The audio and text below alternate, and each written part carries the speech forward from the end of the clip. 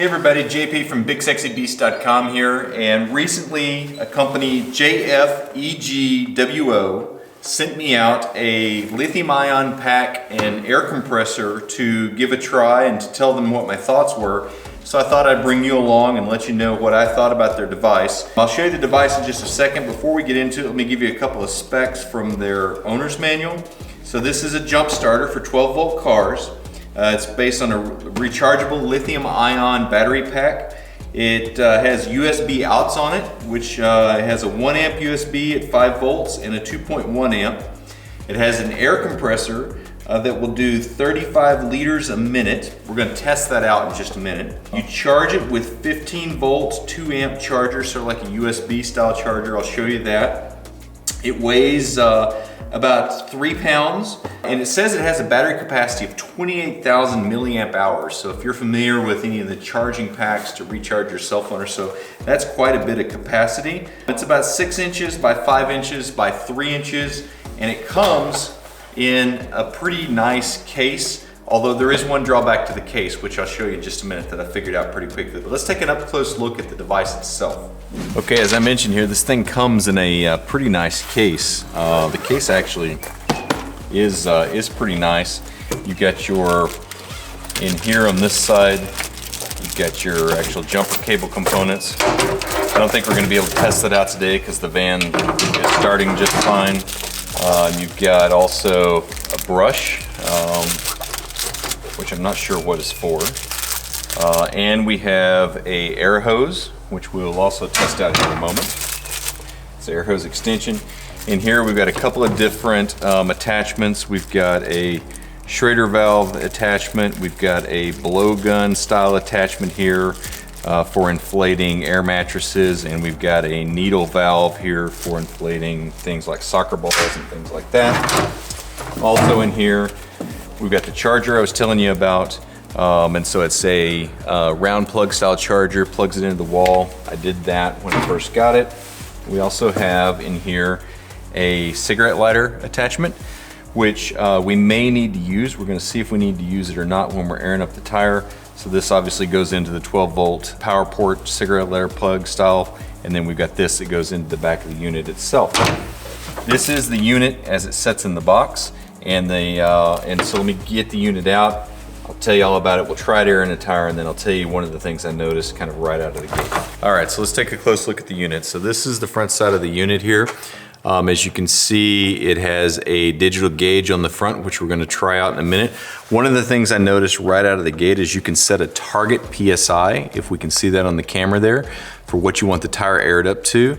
So we're going to do that in a moment. This is your on-off switch for your air compressor here.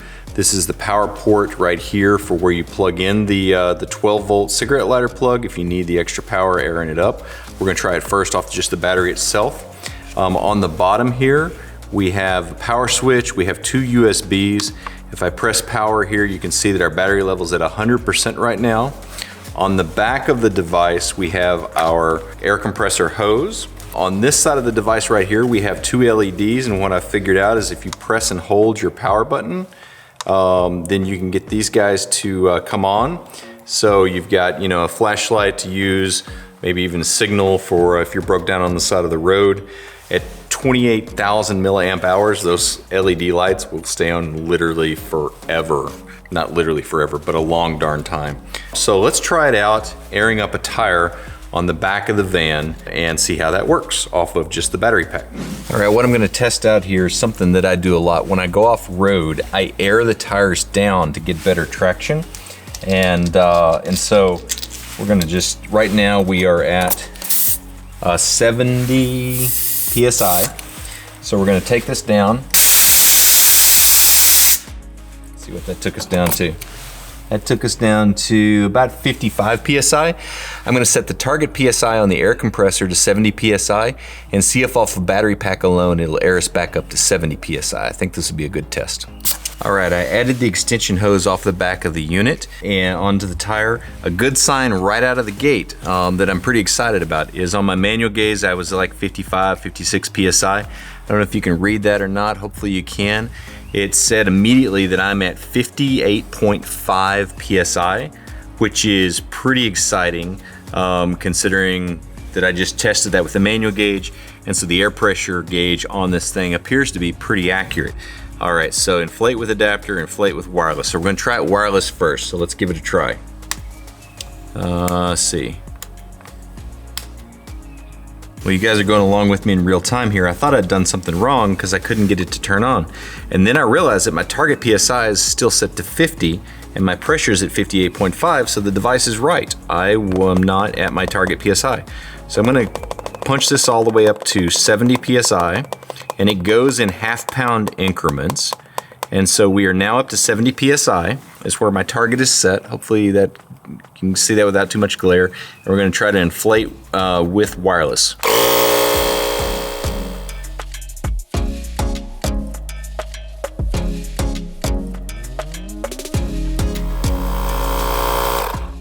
All right, I switched it off because it says that our PSI is 70 and our target PSI is up to, or it was 70, but it didn't kick off. And so I want to pull this off and check with the manual gauge where it's at because we kind of kept going up in pressure.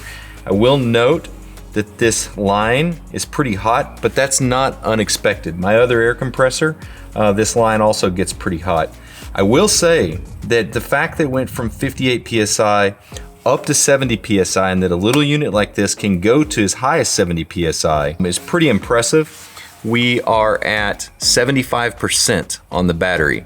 So in theory, I could do that 4 more times. That actually is pretty good. So let's pull this off and see what our manual gauge says. Our manual gauge says that we're at 72 PSI.